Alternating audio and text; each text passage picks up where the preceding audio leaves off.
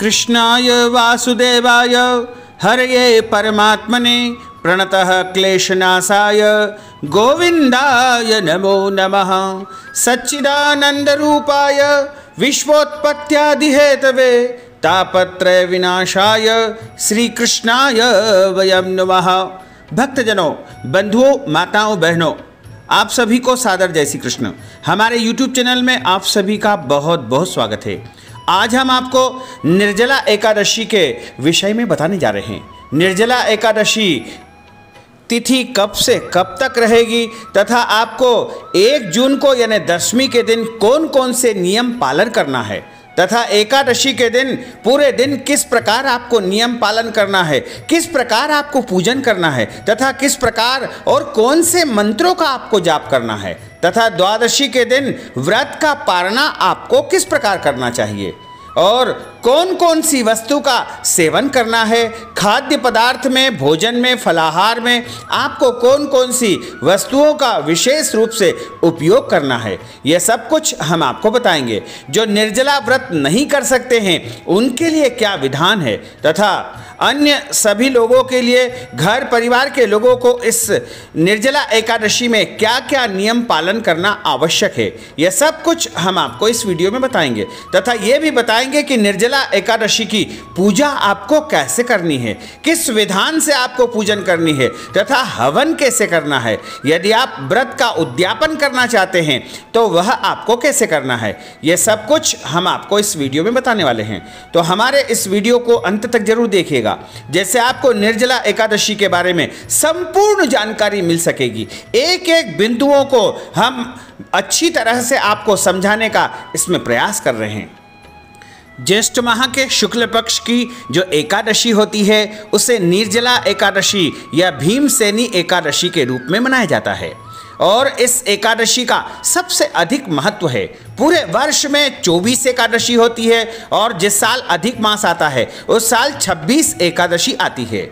यदि आप संपूर्ण एकादशियों का व्रत करते हैं और उन व्रत के दौरान आपके द्वारा किसी भी प्रकार की कोई गलती हो जाती है, कोई अपराध हो जाता है या आपके घर में गलती से चावल बना लिए जाते हैं या फिर अन्य किसी भी प्रकार से आपके द्वारा गलती से कोई अन्न का सेवन हो जाता है, तो उन सब अपराधों के क्षमा प्रार्थना के लिए तथा प्रायश्चित के लिए और जन्म जन्मांतर के पापों को नष्ट करने के लिए पूरे वर्ष में यदि सबसे महान व्रत कोई है तो वह निर्जला एकादशी है।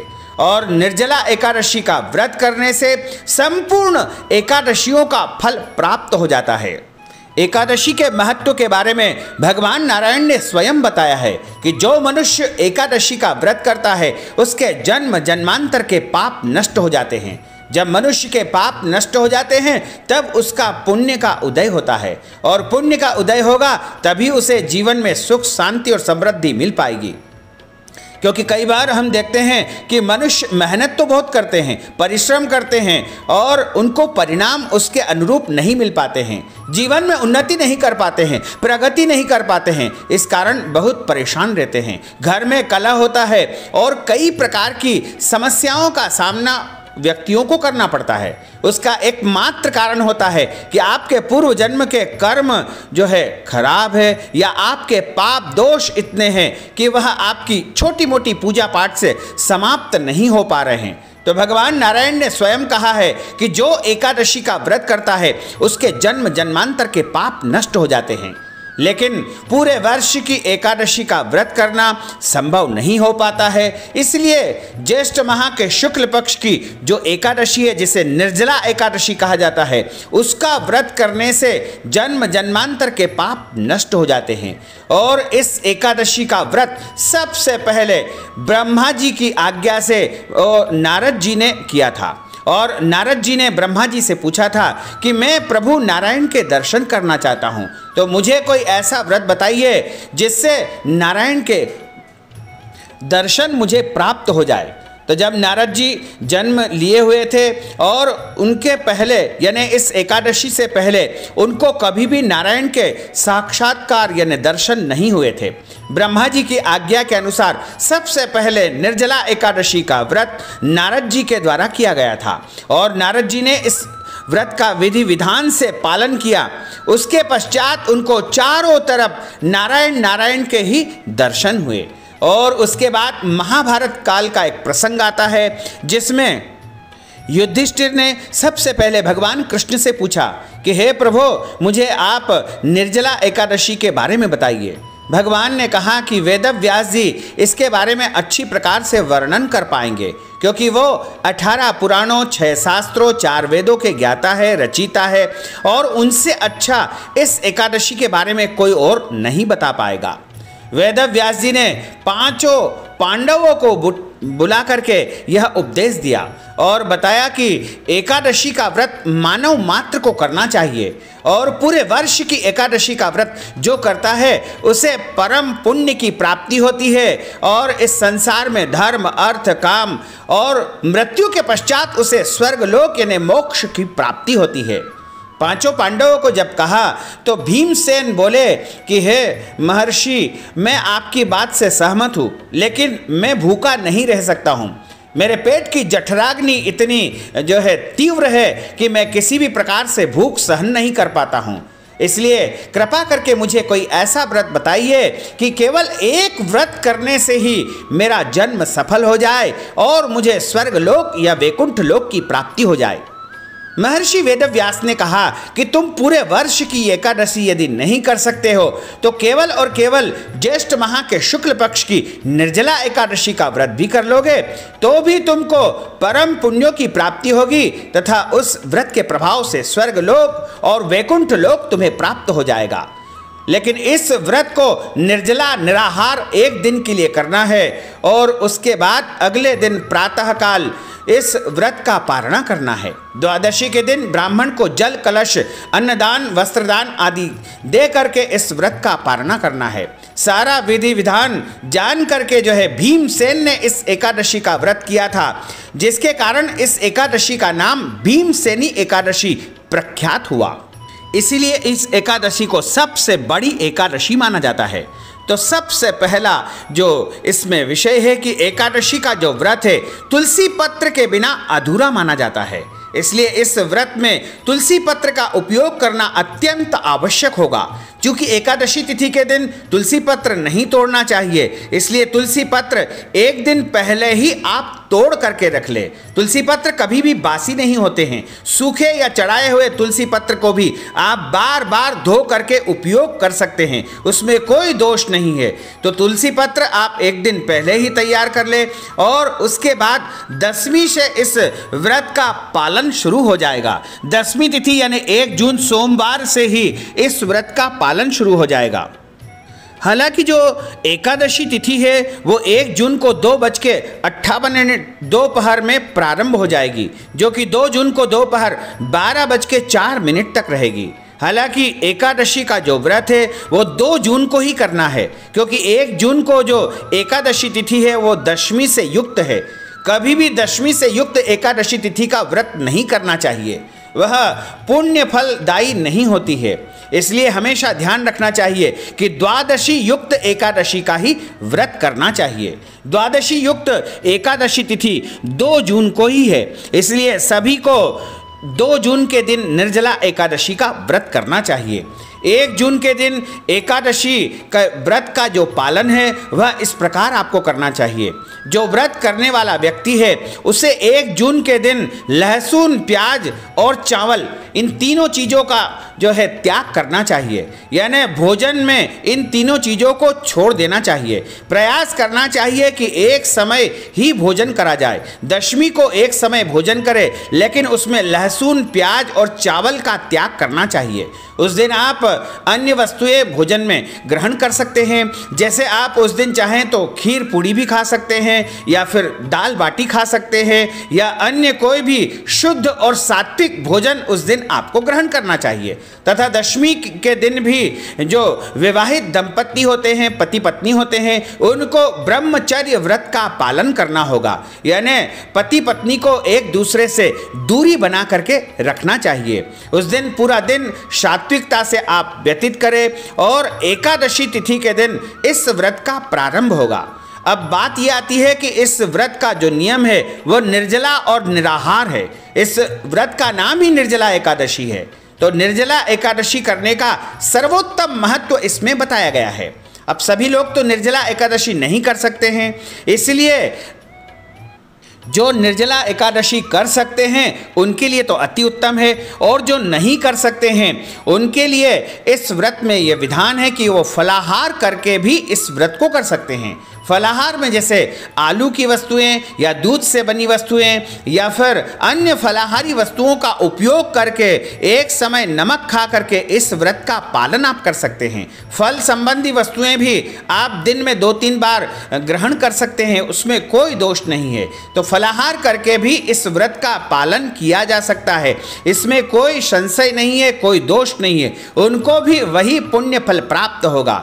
साथ ही जो मासिक धर्म में जो माताएं बहनें होती है वो भी इस दिन व्रत अवश्य करें, क्योंकि व्रत यदि नहीं करेंगे तो व्रत खंडित माना जाएगा। लेकिन पूजा पाठ और भगवान का स्पर्श उनको इस दिन नहीं करना चाहिए।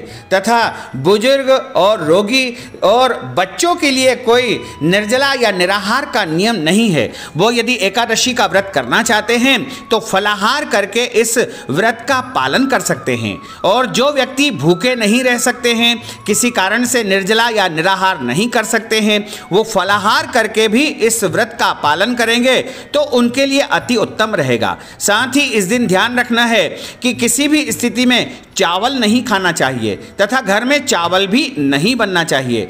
कोई कोई घरों में ऐसा होता है कि घर के अन्य सदस्य चावल के बिना रह नहीं पाते हैं। ऐसी स्थिति में जो व्रत करता है वह बड़े संशय में रहता है कि कहीं मेरा व्रत भंग तो नहीं हो जाए या मेरा व्रत खंडित तो नहीं माना जाए। लेकिन आप चिंता न करें, व्रत आपका पूर्ण होगा और व्रत का पूर्ण फल भी आपको प्राप्त होगा।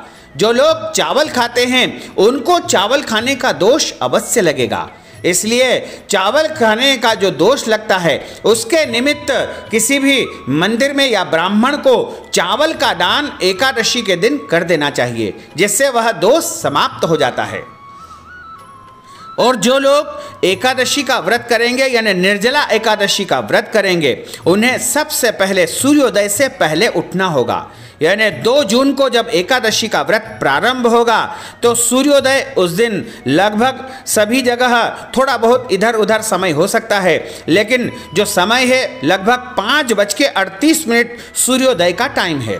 और सूर्योदय से पहले आपको उठ करके स्नान कर लेना है, और स्नान करने के बाद आप यदि चाहें तो जल पी सकते हैं और फल भी उस दिन सेवन कर सकते हैं। लेकिन सूर्योदय के पहले ही अन्न का सेवन उस दिन किसी भी स्थिति में आपको नहीं करना चाहिए। फल, मिठाई या फलाहारी वस्तु का सेवन आप सूर्योदय के पहले पहले कर सकते हैं। जैसे ही सूर्योदय होगा वैसे ही इस व्रत का प्रारंभ हो जाएगा। और उस दिन जो है दातून यानी मंजन करने का जो नियम है वह इस प्रकार है कि लकड़ी का दातून उस दिन किया जाता है। नीम का दातून या अन्य किसी प्रकार की लकड़ी का दातून किया जाता है। उस दिन ब्रश या पेस्ट का जो दातून है उसका उपयोग नहीं किया जाता है। यदि आपके पास में लकड़ी का दातून उपलब्ध नहीं है तो आप जो है उंगली के माध्यम से भी मंजन या जो पाउडर होता है उससे आप दातून कर सकते हैं, उसमें कोई दोष नहीं है। इसलिए आप उस दिन इस प्रकार का नियम पालन करें और जैसे ही सूर्योदय हो उस समय से आपको जल का त्याग कर देना चाहिए और स्नान करके भगवान सूर्य नारायण को अर्घ्य देवे और उसके पश्चात तुलसी जी का भी पूजन करें। तुलसी जी को अच्छी प्रकार से जल चढ़ावे, तुलसी जी के पास दीपक लगावे, उनको चुनरी ओढ़ावे और गंध अक्षत पुष्प से तुलसी जी का विशेष पूजन उस दिन करना चाहिए। एकादशी के दिन तुलसी जी के पूजन का बहुत अधिक महत्व होता है। तुलसी जी को स्पर्श करने का कोई दोष नहीं होता है, बस ध्यान ये रखना है कि तुलसी जी को आपको तोड़ना नहीं चाहिए। शुद्ध वस्त्र धारण करके और भगवान का पूजन करें और इस दिन पूरे दिन भगवान का स्मरण करते रहना चाहिए। और इस दिन महामंत्र का यदि आप जाप करना चाहते हैं तो आपको ओम नमो भगवते वासुदेवाय इस महामंत्र का जाप करना चाहिए। यह महामंत्र आप सुबह, दोपहर और शाम के समय या रात के समय भी जप सकते हैं। अब बात आती है कि दिन में नहीं सोना चाहिए। अब चूंकि स्थिति ऐसी है कि पूरे दिन निराहार निर्जला रहना है और रात्रि में भी जागरण करने का नियम है, तो ऐसा माना जाता है कि दिन में आपको अल्प समय के लिए बिना नींद लिए कुछ हल्का विश्राम कर लेना चाहिए। उसमें कोई दोष नहीं है। यदि आप हल्का विश्राम करके भी इस व्रत का पालन करेंगे तो कोई दोष नहीं है। और यदि गलती से आपको नींद लग जाए तो उठने के बाद आपको स्नान कर लेना चाहिए। स्नान करने से सोने का दोष समाप्त हो जाता है। इसलिए यदि नींद लग जाए तो उसके बाद उठने के पश्चात आप स्नान कर ले, जिससे आप पवित्र हो जाएंगे। और इस दिन भगवान नारायण की पूजा का विशेष विधान है। नारायण की पूजा यानी भगवान विष्णु जी की पूजा, तो उसमें आप लड्डू गोपाल जी की पूजा करें, शालिग्राम भगवान की पूजा करें तथा राधा कृष्ण की पूजा भी कर सकते हैं, लक्ष्मी नारायण भगवान की पूजा भी कर सकते हैं और राम भगवान की पूजा भी कर सकते हैं। यदि आपके घर में इन देवताओं में से किसी की भी मूर्ति है तो उनका आप पूजन करें, या फिर चित्र का पूजन भी कर सकते हैं, फोटो का पूजन भी कर सकते हैं। और आपके घर में फोटो भी नहीं है, मूर्ति भी नहीं है, तो आप उनके स्वरूप का स्मरण करते हुए भी उनका पूजन कर सकते हैं। उसमें कोई दोष नहीं, कोई संशय नहीं है, क्योंकि भगवान तो घट घट में व्याप्त होते हैं। और कहा जाता है कि कण कण में भगवान, यानी प्रत्येक कण में भगवान का निवास माना गया है। तो भगवान के पूजन के लिए जो विधान है उसका वीडियो हमने इसमें बताया है, उसको आप देखें और उसी प्रकार आप पूजन करें तथा हवन भी इस दिन करना चाहिए। तो सबसे पहले आपको पृथ्वी के ऊपर गंगा जल छिड़क करके और उससे अच्छी प्रकार से पोछा लगाना चाहिए। और पोछा लगाने के बाद वहाँ पे रंगोली का प्रतीक चिन्ह, स्वस्तिक चिन्ह या कोई भी चौक बना देना चाहिए। उसके ऊपर एक चौकी या पटा आप स्थापित कर ले। चौकी और पटा जो कि लकड़ी का हो सकता है और प्लाई का भी हो सकता है, या अन्य कोई भी उच्चासन के ऊपर एक पीला या लाल कपड़ा बिछा करके सबसे पहले आपको भगवान के सीधे हाथ की तरफ गेहूं का छोटा सा एक ढेर बनाना है, यानी गेहूं की एक मुट्ठी जो है वहां पर रखना चाहिए। उसके ऊपर तांबे का एक लोटा रखना है। तांबे के लोटे के ऊपर आपको कलावा यानी रक्षा सूत्र मोली बांध देना है। उसके ऊपर आम का पत्ता और नारियल रख करके कलश की स्थापना सबसे पहली करनी है।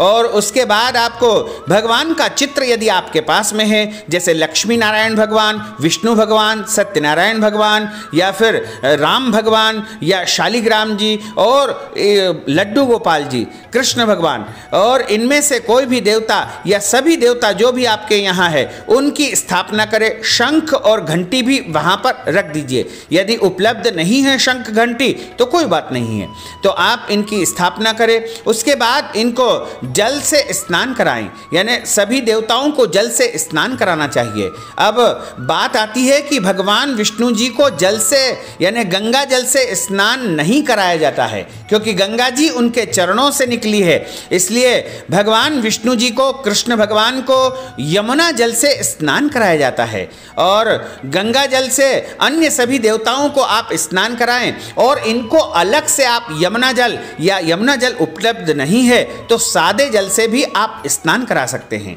स्नान कराने के बाद इन सभी देवताओं को रक्षा सूत्र यानी कलावा या वस्त्र चढ़ाएं। उसके बाद भगवान गोपाल जी को, विष्णु भगवान को जनेऊ यानी यज्ञोपवीत चढ़ाएं। यदि यज्ञोपवीत आपके पास उपलब्ध नहीं है तो आप एक और कलावा चढ़ा दें, जिससे यज्ञोपवीत का फल आपको प्राप्त हो जाएगा। तथा उसके पश्चात सभी देवताओं को चंदन लगाएं, पीला चंदन या फिर अन्य कोई भी चंदन या कुमकुम आपके पास है, या लाल चंदन है, या हल्दी का तिलक भी लगा सकते हैं, केसर का तिलक भी लगा सकते हैं।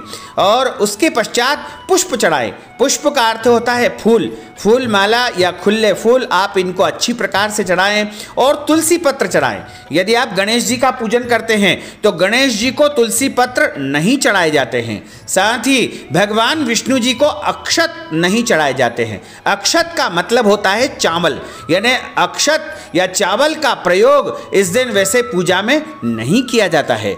अन्य देवताओं को आप अक्षत चढ़ा सकते हैं, लेकिन भगवान विष्णु जी को, कृष्ण जी को, शालिग्राम जी को, इनको अक्षत नहीं चढ़ाए जाते हैं। इनको पुष्प और तुलसी पत्र, चंदन चढ़ा करके अच्छी प्रकार से सभी सामग्री से सौभाग्य द्रव्य आदि चढ़ा करके इनका पूजन करें। सौभाग्य द्रव्य का अर्थ होता है हल्दी, मेहंदी, सिंदूर इत्यादि सारी वस्तुएं इनको अर्पण करें, और सब वस्तुएं अर्पण करने के बाद इनके सामने धूप और दीप भी प्रज्वलित करें।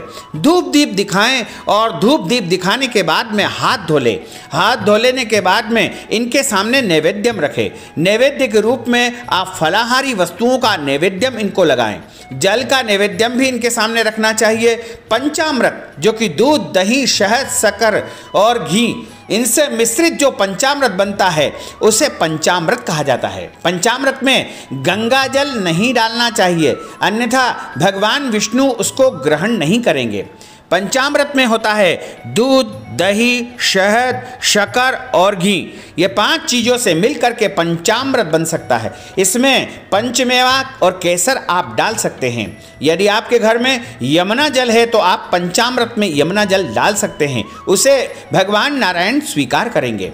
पंचामृत का भोग लगाएं। फलाहारी हलवा या फलाहारी अन्य वस्तुएं, फलों का भोग लगाएं, और भगवान के सामने फल रख करके, नैवेद्यम रख के, उस पर तुलसी पत्र जरूर रखें। तुलसी पत्र जब तक आप नहीं रखेंगे, नारायण उस भोग को स्वीकार नहीं करेंगे। इसलिए तुलसी पत्र रख करके जल आप घुमा दीजिएगा, और जल घुमाने के बाद में लौंग, इलायची, पान, पुंगी फल, तांबुल इनको चढ़ाना चाहिए। पुंगी फल तांबुल का अर्थ होता है पान, सुपारी, लौंग, इलायची, ये पुंगी फल तांबुल में आते हैं। उसके पश्चात श्रद्धानुसार दक्षिणा चढ़ा देवे।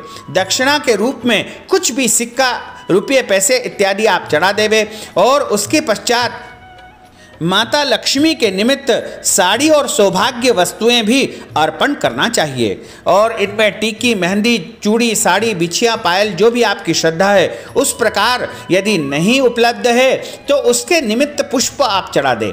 जो सामग्री आपके पास में उपलब्ध नहीं है उसका ध्यान करते हुए, मानसिक रूप से यानी मन ही मन उस वस्तु का स्मरण करते हुए एक फूल आप ध्यान करके भगवान के चरणों में चढ़ा दें, तो आप भगवान को जो है वो वस्तु समर्पण करने का फल प्राप्त कर सकेंगे।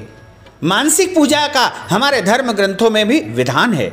इसलिए जो वस्तु आपके पास उपलब्ध है उनको आप चढ़ाते जाएं, और ये सब चढ़ाने के बाद में आपको जो है एकादशी की कथा सुनना चाहिए। एकादशी की कथा का वीडियो हम आपके लिए जो प्रस्तुत करेंगे उसको आप देखिएगा, सुनिएगा और अन्य लोगों को सुनाइएगा।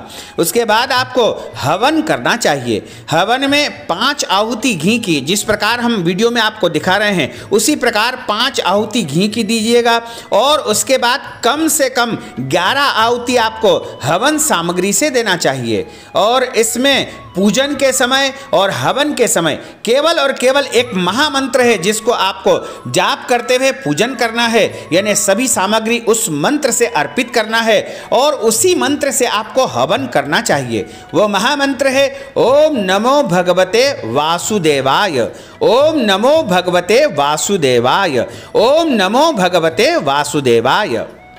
इस महामंत्र से आप आहुति दें और उसके पश्चात भगवान की आरती करें। आरती करने के बाद एक पुष्पांजलि के रूप में उनको समर्पित करें तथा भगवान से प्रार्थना करें कि हम आपकी पूजा को नहीं जानते हैं, मंत्रों को नहीं जानते हैं, विधान को नहीं जानते हैं, हम अनजान हैं, अज्ञानी हैं, हमारी इस पूजा को आप स्वीकार करें और प्रभु हमारे जीवन में सुख, शांति, समृद्धि बनी रहे। इस प्रकार आप भगवान से प्रार्थना करेंगे तो निश्चय ही आपकी पूजा को वो स्वीकार कर लेंगे। उसके बाद आप दिन में और शाम को जब भी आपके पास समय हो आप भगवान के भजन करें, कीर्तन करें और ओम नमो भगवते वासुदेवाय इस महामंत्र का जाप आप पूरे दिन करते रहे। साथ ही कई लोग ये पूछते हैं कि मुंह में जो है बहुत ज़्यादा जो है लार आती है, थूक आता है, उसको गिलना चाहिए कि नहीं। वो शारीरिक क्रिया है, उसको आप होने दें, उससे कोई दोष नहीं होता है। साथ ही यदि आपको बहुत ज़्यादा जल पीने की इच्छा होती है तो आप आचमन कर सकते हैं। आचमन का अर्थ होता है तांबे की जो आचमनी यानी तांबे की जो चम्मच होती है उसमें जितना जल आता है उसको मुंह में डालेंगे वही आचमन कहलाता है। यानी 1 चम्मच जल से आप आचमन कर सकते हैं। कई लोग ये पूछते हैं कि रात के समय यानी सूर्यास्त के बाद में थोड़ा जल पी सकते हैं क्या? तो हम उनको बताना चाहेंगे कि वैसे तो 24 घंटे का यह व्रत है, लेकिन आप श्रद्धा से जितने घंटे भी इस व्रत को करना चाहें आप कर सकते हैं। कोई दोष नहीं है, कोई पाबंदी नहीं है।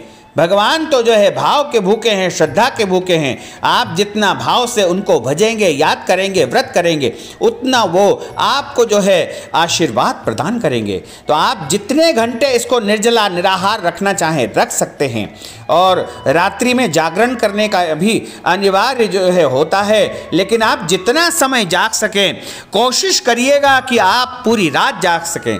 और नहीं जाग सकते हैं तो आप कम से कम 3 पहर जागेंगे तो भी आपको वही फल प्राप्त होगा। 2 पहर भी आप जाग सकते हैं। 2 पहर का अर्थ होता है 6 घंटे और 3 पहर का होता है 9 घंटे।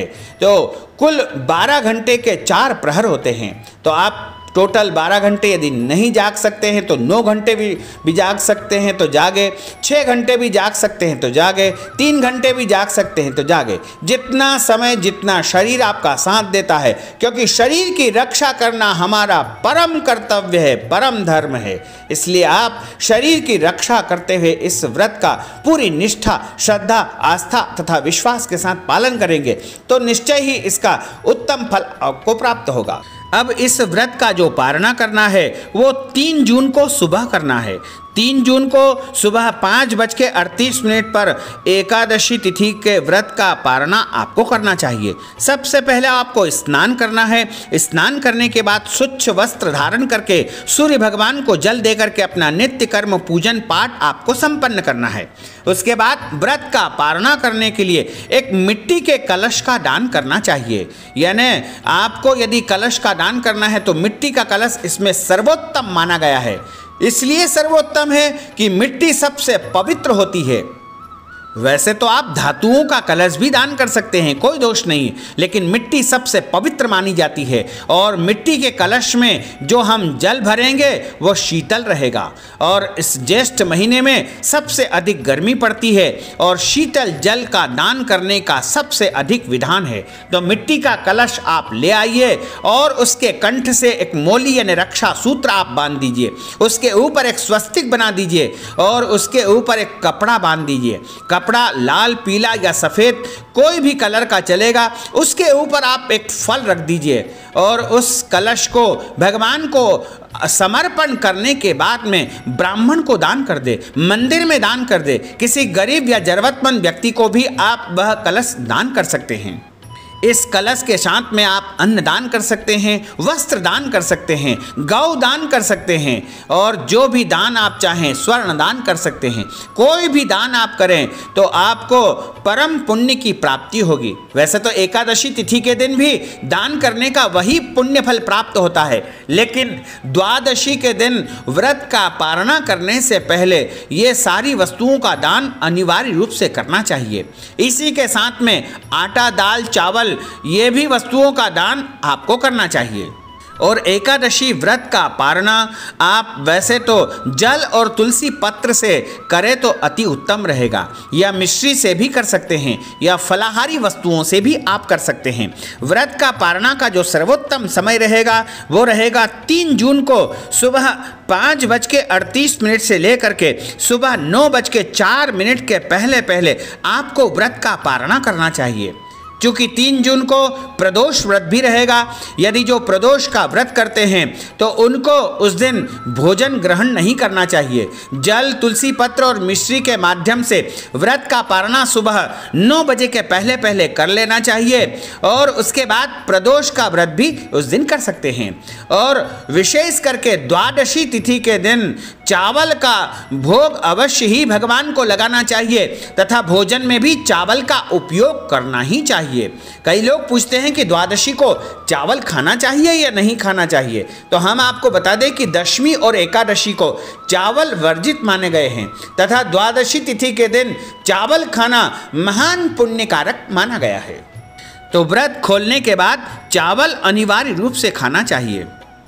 तो हम आपको पुनः बता दें कि जो व्यक्ति बीमार है या फिर बुजुर्ग है या फिर गर्भवती माताएं बहनें हैं या बच्चे हैं या जो लोग भूखे नहीं रह सकते हैं, वो फलाहार करके भी इस व्रत का पालन करेंगे तो उनको वही फल प्राप्त होगा जो अन्य लोगों को मिलने वाला है। इस दिन कोई से भी यानी एकादशी के दिन समा के चावल या कोई से भी चावल का सेवन बिल्कुल नहीं करना चाहिए। तो भक्तजनों, हमने आपको एकादशी व्रत के विधान के विषय में विस्तार पूर्वक जानकारी दी है। इस विधि को, इस वीडियो को अधिक से अधिक आप लोगों को शेयर करिएगा, लाइक करिएगा और कमेंट बॉक्स में प्रभु का नाम लिख दीजिएगा, या आपके मन में कोई भी सवाल है तो उसको भी आप लिख सकते हैं। साथ ही हमारे इस वीडियो को अधिक से अधिक लोगों को शेयर करिएगा, लाइक करिएगा, कमेंट करिएगा और यदि अभी तक आपने सब्सक्राइब नहीं किया है तो अभी और इसी समय सब्सक्राइब अवश्य कर लीजिए। आपको और आपके परिवार को सादर जय श्री कृष्ण, सादर धन्यवाद।